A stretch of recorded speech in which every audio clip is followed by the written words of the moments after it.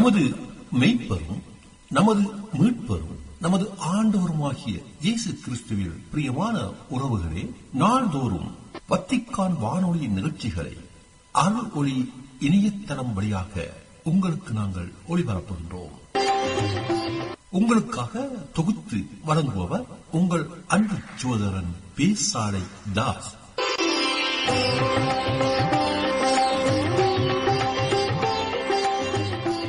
லௌதேத்தூர் இயேசுஸ் கிறிஸ்துஸ். இயேசு கிறிஸ்துவுக்கு புகழ். தமிழ் கூறும் நல்லுலகில் வாழும் அனைத்து அன்புள்ளங்களுக்கும் வத்திக்கான் வானொலியின் வணக்கம். இறைவன் உங்கள் உள்ளத்தையும் இல்லத்தையும் தன் அன்பாலும் அருளாலும் அமைதியாலும் இன்றும் என்றும் நிரப்புவாராக.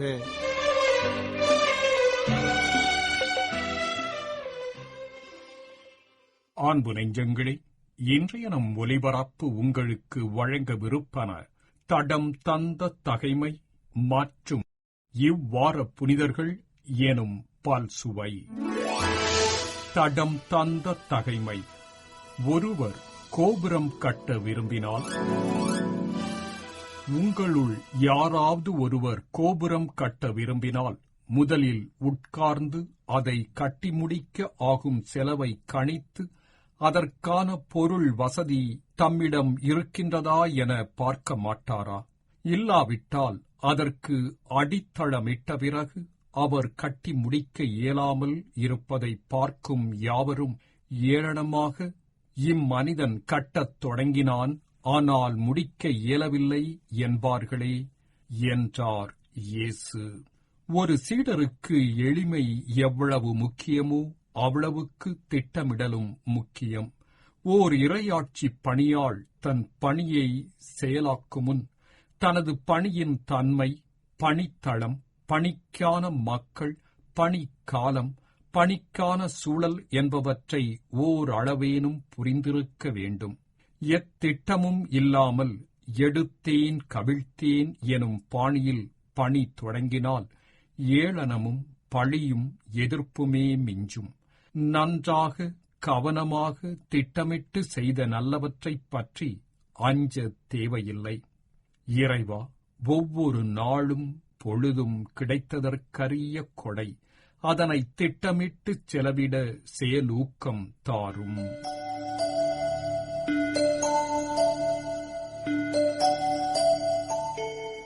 பல்சுவை. இவ்வார புனிதர்கள். ஜூலை 7 புனிதர் பல்லடியஸ்.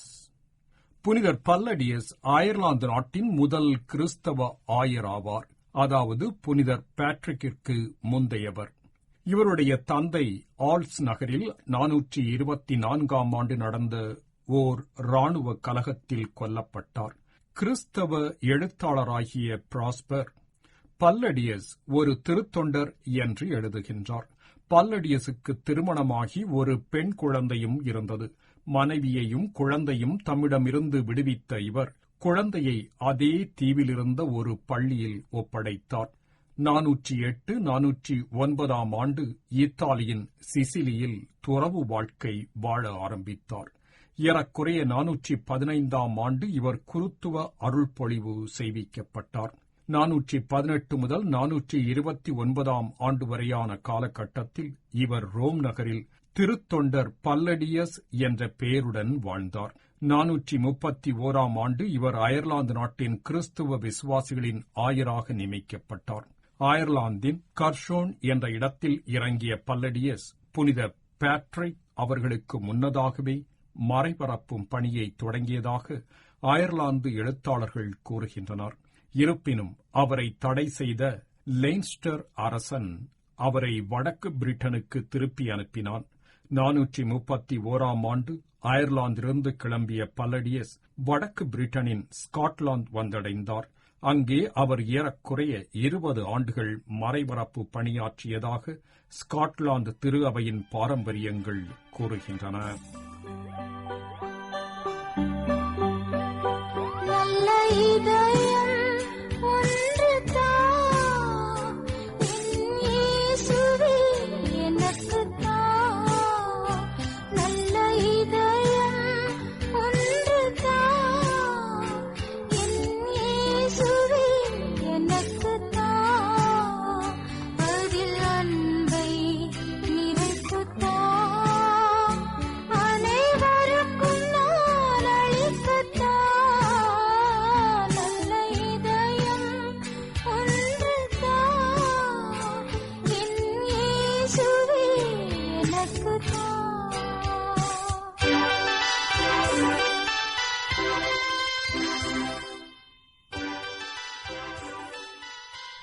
ஜூலை 9 புனிதர் கிரகரி மரிய கிராசி.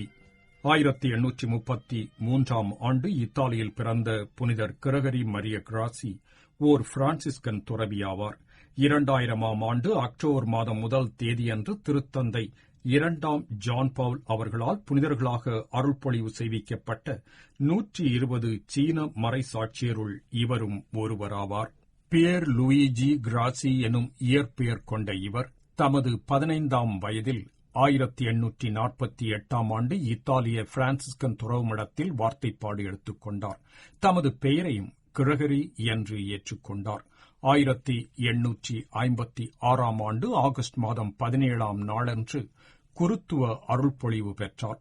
பின்னர் சீன நாட்டில் செய்ய வேண்டிய மறைப்பணி தயாரிப்புக்கான பயிற்சிகளுக்காக ரோம் அனுப்பப்பட்டார்.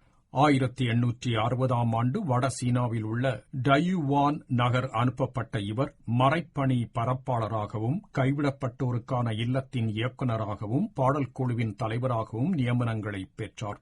1891 ஆண்டு செப்டம்பர் மாதம் 6 தேதியன்று சீன மக்களுக்கு பிரான்சிஸ்கன் வாழ்வில் அணுகல் வழங்குவதற்காக ஷான்ஸ்கி எனுமிடத்தில் ஒரு புகுநிலை மடம் ஒன்றினை நிறுவினார். அதிகமாக உழைக்கும் மறை பணியாளர்களுக்காக ஓர் ஓய்வு இல்லம் ஒன்றினையும் கட்டினார். பிளேக் நோய் மற்றும் பசி, பஞ்சம் போன்ற பேரழிவுகளால் பாதிப்படைந்த மக்களுக்காக அக்கறையுடன் சேவையாற்றினார். இவர்களுக்காக நகரில் ஏற்கனவே உள்ள அநாதை இல்லங்களை பெரிதுபடுத்தினார். வேறு பல இல்லங்களையும் நிறுவினார். 1899 ஆண்டு முதல் 1901 ஆண்டு வரை சீனாவிலிருந்த வெளிநாட்டவர்கள் மற்றும் கிறிஸ்தவர்களுக்கு எதிராக பெரும் கலகம் ஒன்று வெடித்தது. கிரகரி தப்பி ஓடுமாறு வலியுறுத்தப்பட்டார். ஆனால் அவர் மறுத்துவிட்டார். டையுவான் நகரில் கிரகரியும் அவருடன் ஏறக்குறைய 12 மறைபரப்பாளர்களும் 4 பிற துறவியரும் மரியாவின் பிரான்சிஸ்கன் மறைபரப்பாளர்கள் 7 பேரும் புனிதர்கள் பிரான்சிஸின் 3ஆம் நிலை சபையின் 11 சீன நாட்டு உறுப்பினர்களும் கைது செய்யப்பட்டனர். அடித்து சிதைக்கப்பட்ட அனைவரும் இரும்பு கூண்டுகளில் அடைத்து பொதுமக்கள் பார்வைக்காக வைக்கப்பட்டனர். அக்கம் பக்கத்து கிராமங்களுடைய ஊர்வலமாக கொண்டு செல்லப்பட்டனர். ஜூலை மாதம் 8 தேதியன்று அவர்கள் டையுன் நகருக்கு திரும்ப இழுத்து வரப்பட்டனர். மறுநாள் 9 தேதி யூக்சியன் என்ற ஆளுநர் அத்தனை பேரையும் கழுத்தை வெட்டி கொன்றார். இதனை டையுன் படுகொலை என்று அழைக்கின்றனர். பாக்சர் கலகம் காலத்தின் போது 5 ஆயர்களும் 50 அருள் பணியாளர்களும் 2 அருள் சகோதரர்களும் 15 அருட் சகோதரியரும் 40,000 சீன கிறிஸ்தவர்களும் கொலோனிக்கா கிலியானி. ஊர்சுலா கிலியானி என்ற இயற்பெயர் கொண்ட இவர் இத்தாலியின் மெர்காத்தலோ என்ற இடத்தில் 1660 ஆண்டு டிசம்பர் மாதம் 27 தேதியன்று பிறந்தார். இவரது பெற்றோருக்கு பிறந்த 7 பெண் குழந்தைகளில் இவர் கடைசி குழந்தையாவார். சகோதரிகள் 7 3 துறவு வாழ்க்கையை தேர்வு செய்து கொண்டனர்.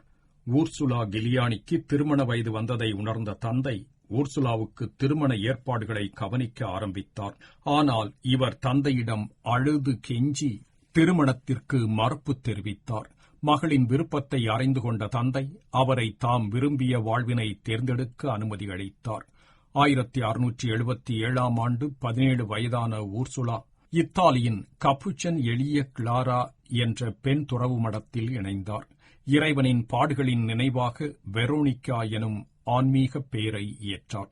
தமது 34வது வயதில் புதுமுக பெண் துறவியரின் தலைவரானார். வெரோனிக்கா தமது வாழ்நாள் முழுவதும் கிறிஸ்துவின் பாடுகளின் பால் அளப்பரிய பக்தி கொண்டிருந்தார்.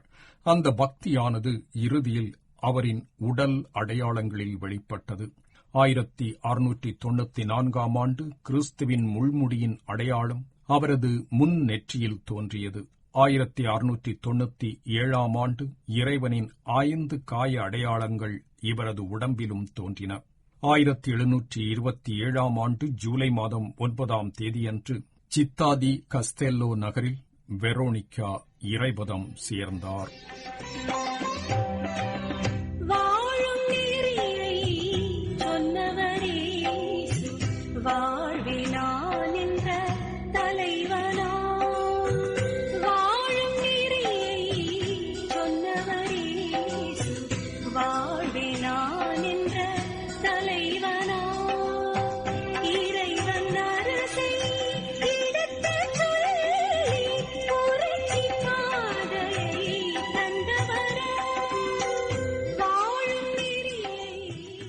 ஜூலை 11 நூர்சியாவின் புனிதர் பெனடிக்ட். 480ஆம் ஆண்டு மார்ச் 2ஆம் தேதி இத்தாலியில் பிறந்த நூர்சியாவின் புனிதர் பெனடிக்ட் ஒரு கிறிஸ்தவ புனிதரும் கத்தோலிக்க திரு அவையினால் ஐரோப்பா மற்றும் மாணவர்களுக்கு பாதுகாவலராக கருதப்படுபவரும் ஆவார். இத்தாலியில் ரோம் நகருக்கு 40 மைல் கிழக்கே சுபியாக்கோ என்னும் இடத்தில் இவர் 12 மடங்களை தோற்றுவித்தார். இதன்பின் இவர் இத்தாலியில் உள்ள மோந்தே கசினோவில் உள்ள மலைப்பகுதியில் தன் வாழ்வின் மீதி நாட்களை செலவிட்டார். புனித பெனடிக்டின் முக்கிய சாதனையாக கருதப்படுவது இவர் தனது துறவிகளுக்கான கட்டளைகளைக் கொண்ட சட்ட நூல் ஒன்றை தொகுத்ததாகும். இது நவீனத்துவம் மற்றும் நேரிய தனித்துவம் பெற்றிருப்பதனால் இதனை இடைக்காலத்தில் நிறுவப்பட்ட மடங்கள் அனைத்தும் இச்சட்டங்களையே ஏற்று பின்பற்றின. இந்த காரணத்தால் பெனடிக்ட் மேற்கு கிறிஸ்தவ துறவு மடங்களின் நிறுவனர் என்று அழைக்கப்படுகின்றார். தனது 20ஆம் வயதில் உலகை வெறுத்து ரோமுக்கு வெளியே வனவாசியாக வாழ்ந்தவர் இவர். தனிமையில் இறைவனை தியானிப்பதில் செலவிட்டார். அருகில் இருந்த ஆதீனத்தின் தலைவர் இறந்தபோது அம்மடத்து துறவிகளின் வேண்டுதலின் பேரில் இவர் அவர்களுக்கு தலைவரானார். இவர் இயற்றிய கடின சட்டங்களினால் வெறுப்படைந்த துறவிகள் இவரை நஞ்சிட்டுக் கொல்ல திட்டமிட்டு நஞ்சு கலந்த கோப்பையினை இவரிடம் கொடுத்தபோது இவர் அதனை ஆசீர்வதிக்க அக்கோப்பை உடைந்ததாக கூறப்படுகின்றது. இதனால் அவர் மடத்தை விட்டு வெளியேறி மீண்டும் தனிமை வாழ்வுக்கு திரும்பினார். இவர் மோந்தே கசினோவில் நின்று கொண்டு இறைவேண்டல் புரியும் போது மரணமடைந்தார். பாரம்பரிய கூற்றின்படி இது நிகழ்ந்தது 547ஆம் ஆண்டு மார்ச் மாதம் 21ஆம் தேதியாகும். 1964ஆம் ஆண்டு இவரை ஐரோப்பாவின் பாதுகாவலராக திருத்தந்தை 6ஆம் பவுல் லூயி மார்டின் மற்றும் மாரி செலின் குரீன். புனிதர்கள் லூயிஸ் மார்டின் மற்றும் மாரி செலின் குரீன் ஆகிய இருவரும் திருமணமான கத்தோலிக்க பிரெஞ்சு பொதுநிலையினரும் கார்மெல் சபையின் அருட்சகோதரியான புனிதர் லிசியே நகரின் தெரேசா உள்ளிட்ட 5 காதலில் வீழ்ந்தார். பின்னர் இருவரும் திருமணம் செய்து கொண்டனர். அன்பில் இணைந்த இத்தம்பதியினர் 9 குழந்தைகளை பெற்றெடுத்தனர். அவர்களில் 4 சிறு வயதிலேயே இறந்துவிட்டனர். மீதமுள்ள 5 குழந்தைகளும் பிற்காலத்தில் அருட்சகோதரிகளாக மாறினர். இந்த தம்பதியரின் கடைசி குழந்தையாக பிறந்தவர்தான் புனிதர் லிசியே நகரின் தெரேசா. செலின் மார்பக புற்றுநோய் காரணமாக 1877ஆம் ஆண்டு ஆகஸ்ட் மாதம் 28ஆம் தேதி தமது 45 வயதில் தமது கணவரையும் குழந்தைகளையும் விட்டுவிட்டு இறந்து போனார். அவர் லூயிஸை மணந்த அதே பேராலயத்தில் அவரது இறுதிச் சடங்கும் நடந்தது. 1889ஆம் ஆண்டு 2 முறை பக்கவாத நோயினால் பாதிக்கப்பட்ட லூயி இதய தமனி நாள சுவர்களில் ஏற்பட்ட தடிமன் அடைப்புகள் காரணமாக 3 ஆண்டுகள் மருத்துவமனையில் அனுமதிக்கப்பட்டிருந்தார். 1892ஆம் ஆண்டு வீடு திரும்பிய இவர் 1894ஆம் ஆண்டு ஜூலை மாதம் 29ஆம் தேதி தமது 70ஆம் வயதில் இறைபதம் சேர்ந்தார். வழிகாட்டும் என் தெய்வமே, துணையாக எனில் வாருமே. வழிகாட்டும் என் தெய்வமே, துணையாக எனில் வாருமே. நதி மீது அலைந்தாடும் மகள் போலவே கதி ஏதும் தெரியாமலே நான் தடுமாறும் நிலை பாருமே.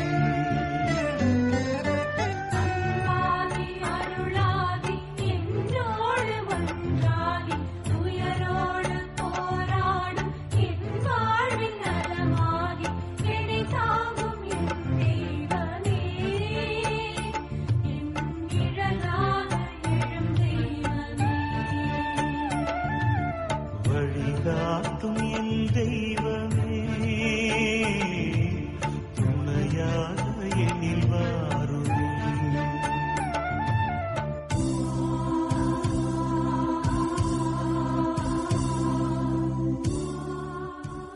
இன்றைய பால் சுவையில் இவ்வாறு புனிதர்கள் பற்றி உங்களுக்கு வழங்கியது வத்திக்கான் வானொலி. இத்துடன் தமிழ் ஒலிபரப்பை நிறைவு செய்து உங்களிடமிருந்து விடைபெறுகின்றோம். செவிமடுத்தலுக்கு நன்றி, வணக்கம்.